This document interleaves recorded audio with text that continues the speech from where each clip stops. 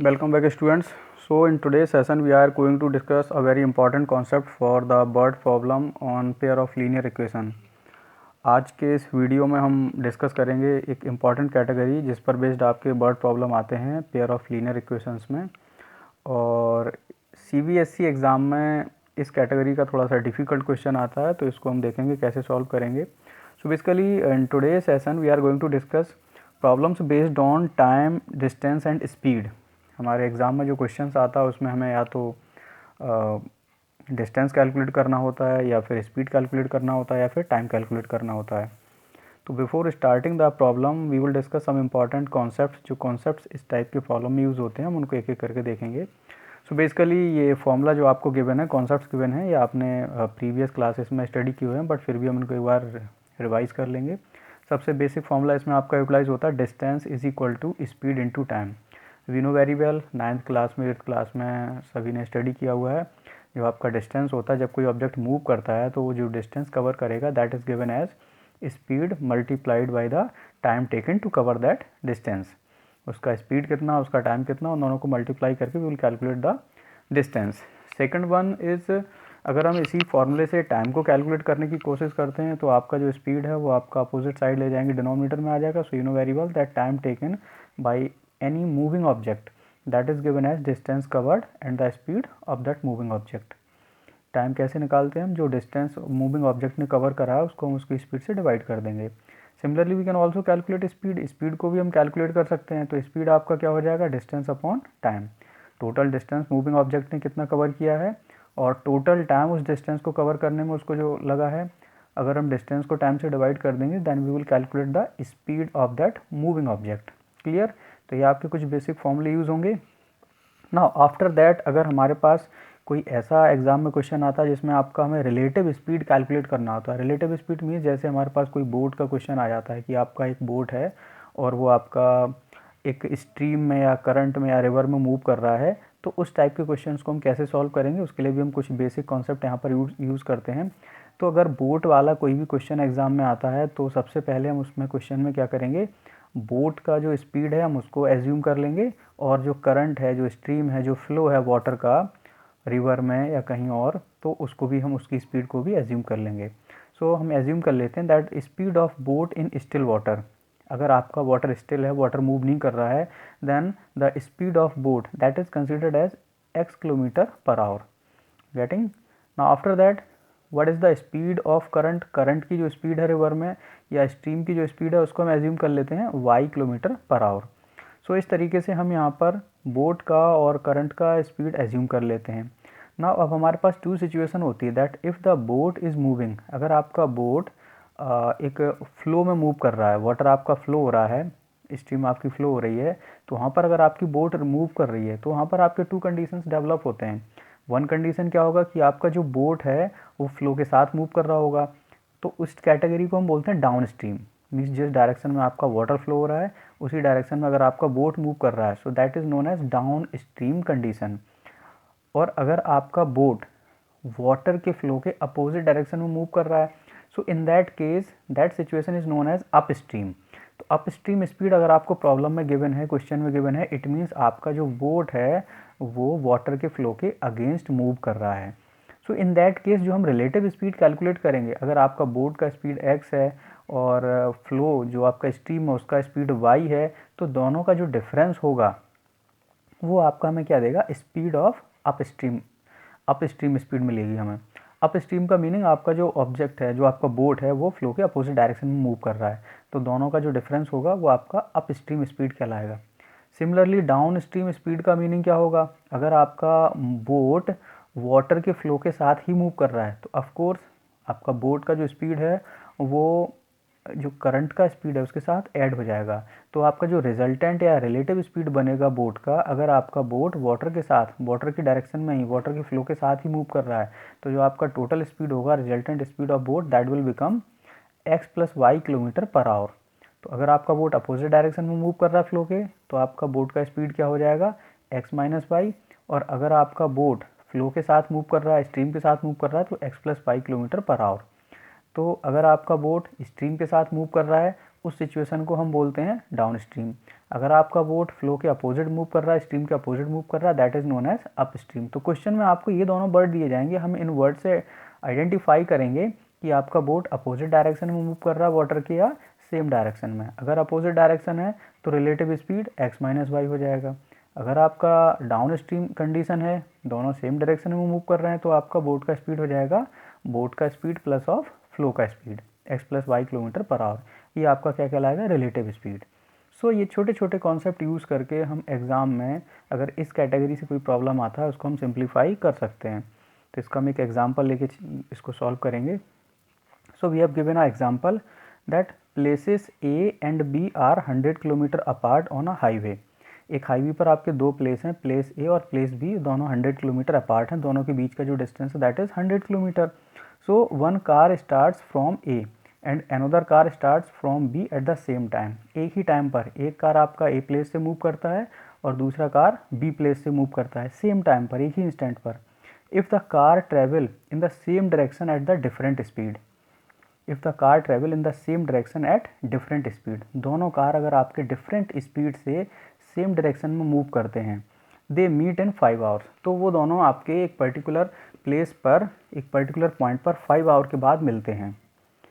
So this one is the first condition. Second condition is if they travel towards each other, अगर दोनों car same direction में, sorry opposite direction में move करते हैं, means दोनों एक दूसरे की तरफ मूव करते हैं, टुवार्ड्स, दोनों एक दूसरे की तरफ आते हैं, they meet in 1 hour.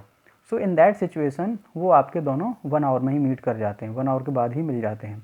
So we have to find the what are the speeds of two cars, हमें दोनों कार के स्पीड को इंडिविजुअली फाइंड करना है।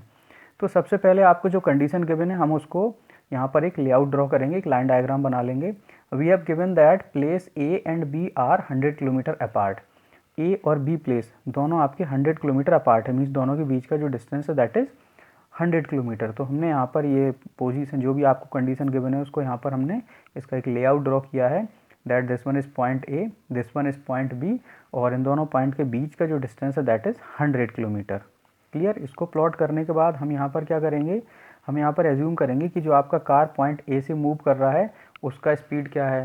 तो जो आपका कार आपका पॉइंट ए से मूव करेगा, let the speed of that car is x kilometre. Point A से जो कार मूव कर रही है उसका स्पीड हमने क्या ले लिया, x किलोमीटर पर आवर, और जो कार आपका पॉइंट बी से मूव कर रहा है उसका स्पीड हमने यहाँ पर ले लिया y kilometre per our.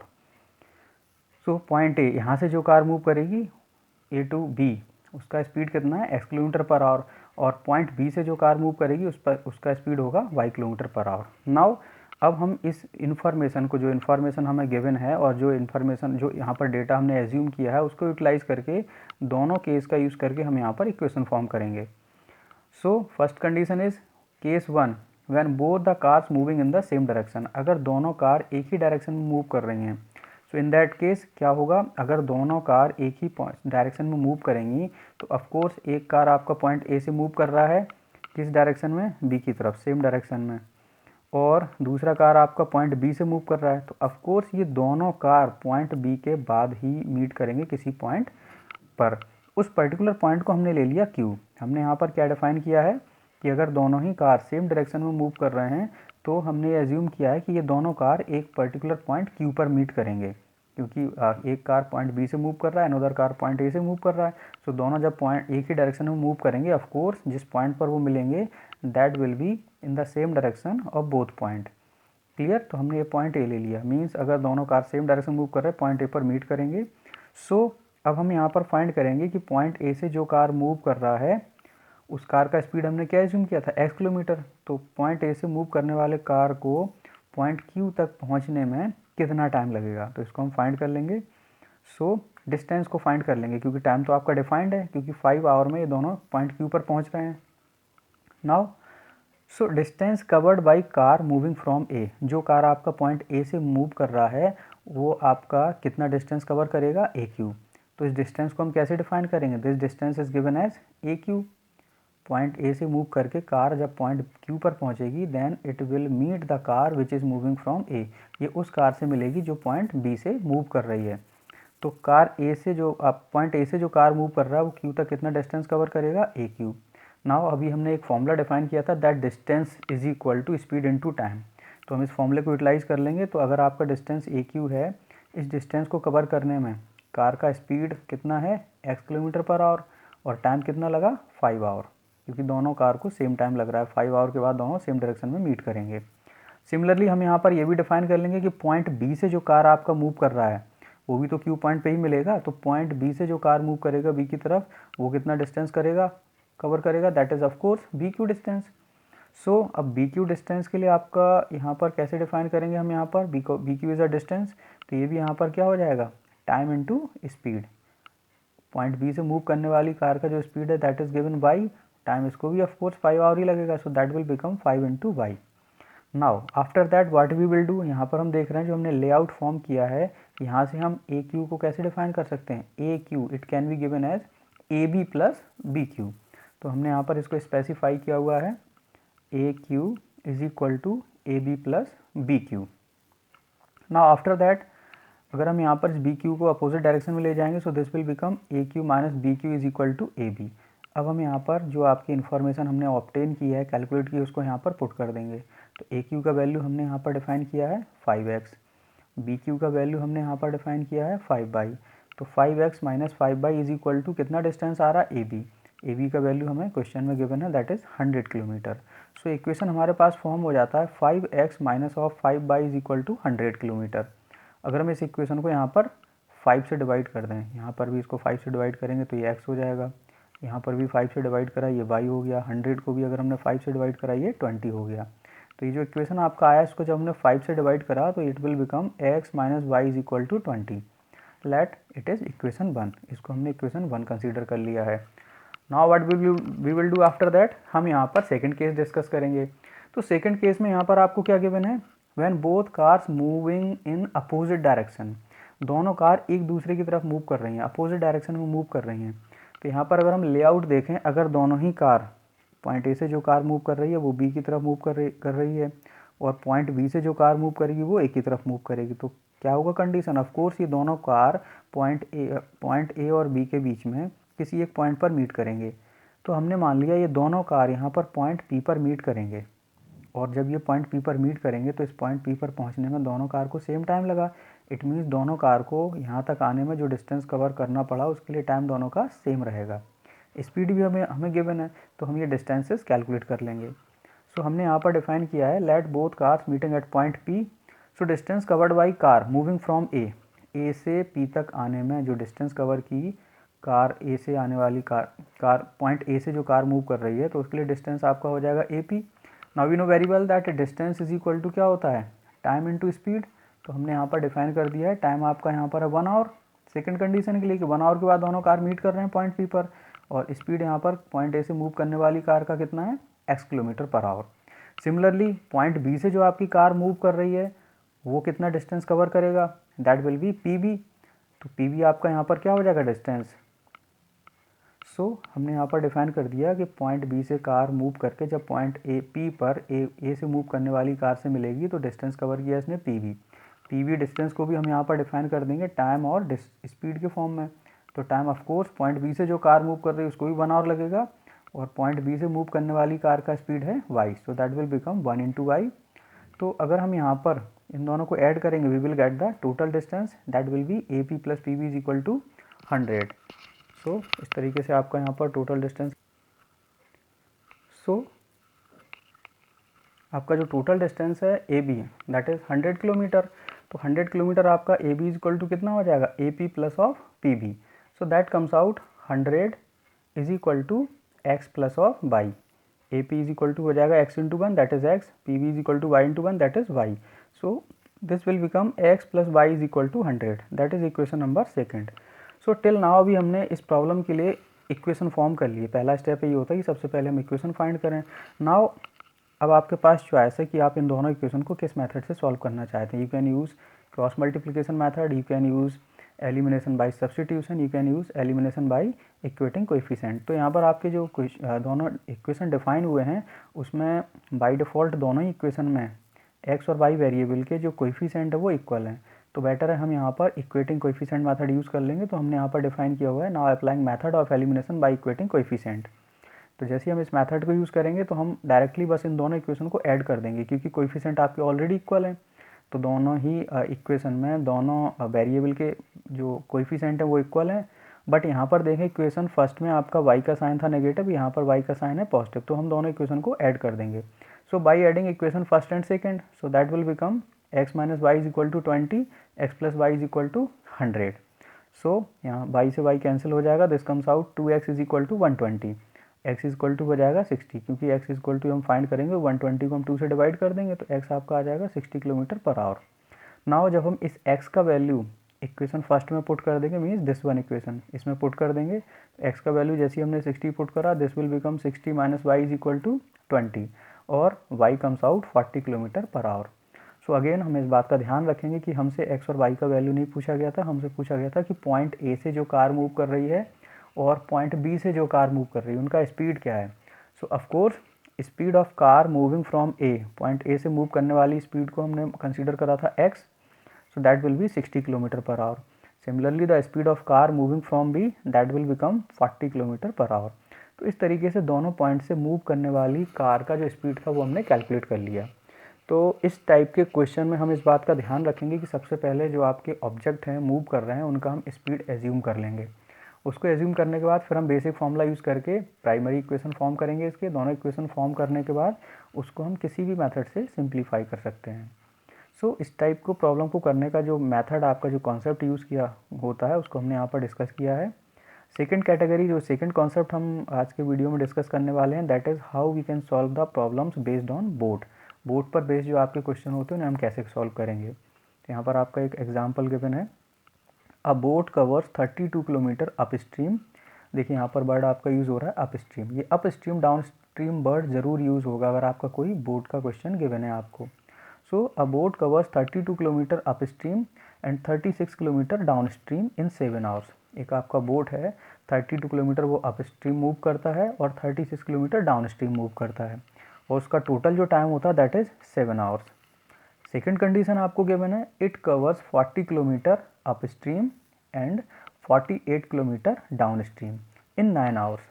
40 kilometre upstream move करेगा और 48 किलोमीटर डाउनस्ट्रीम, तो उसको टोटल टाइम जो लगेगा दैट विल बी 9 आवर्स।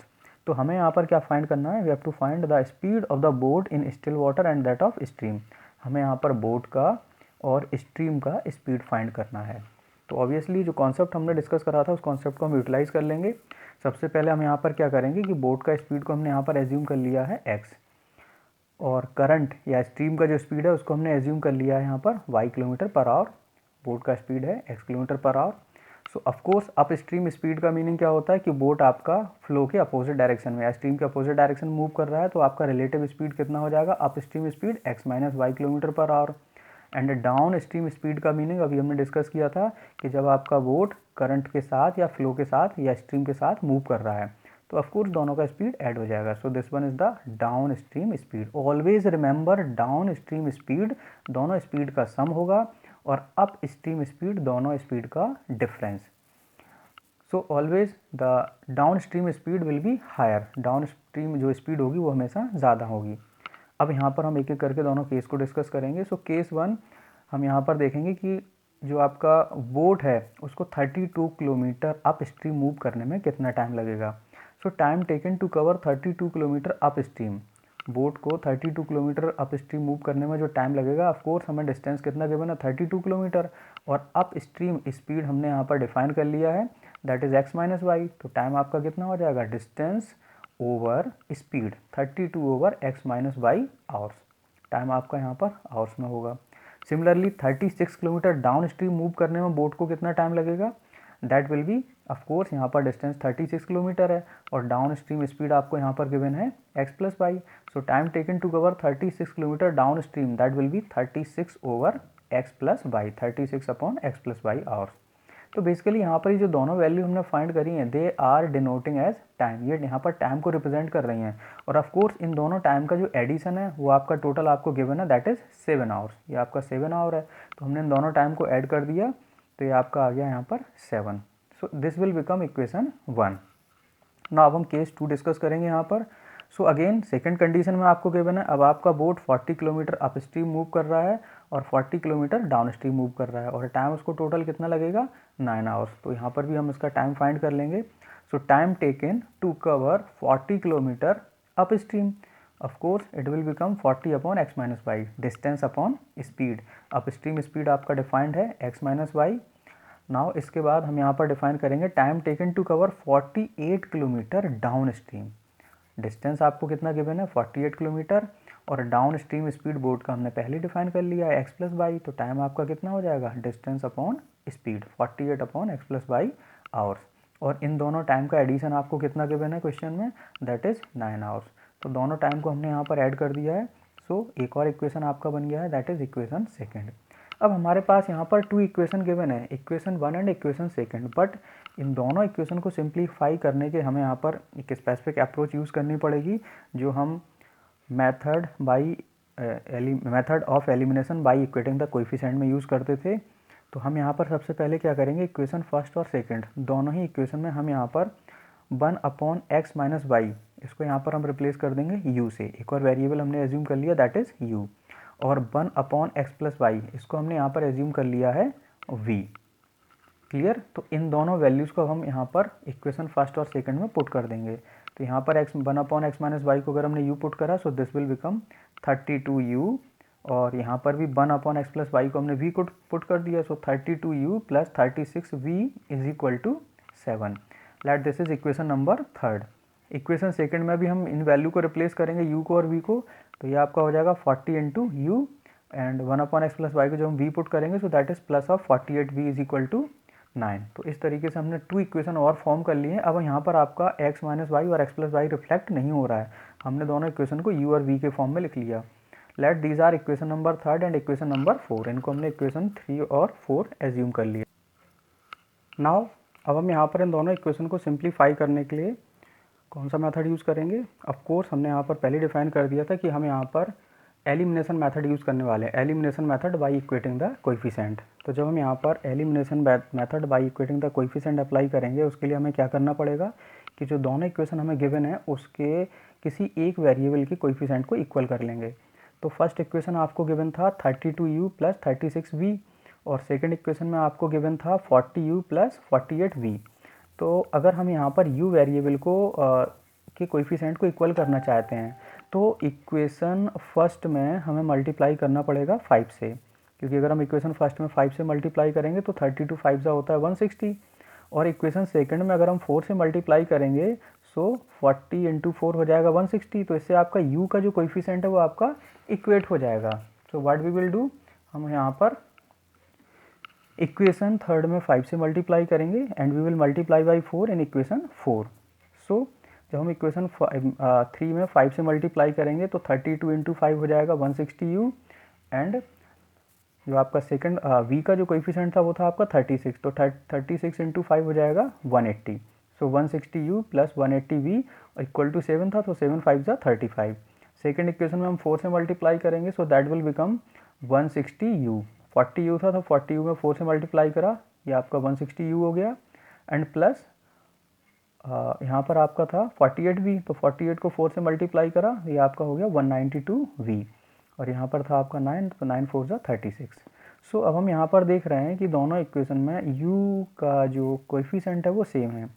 तो हमने यहाँ पर एक और वर्ड डिफाइन किया है, multiplying by 5 in equation 3 and by 4 in equation 4।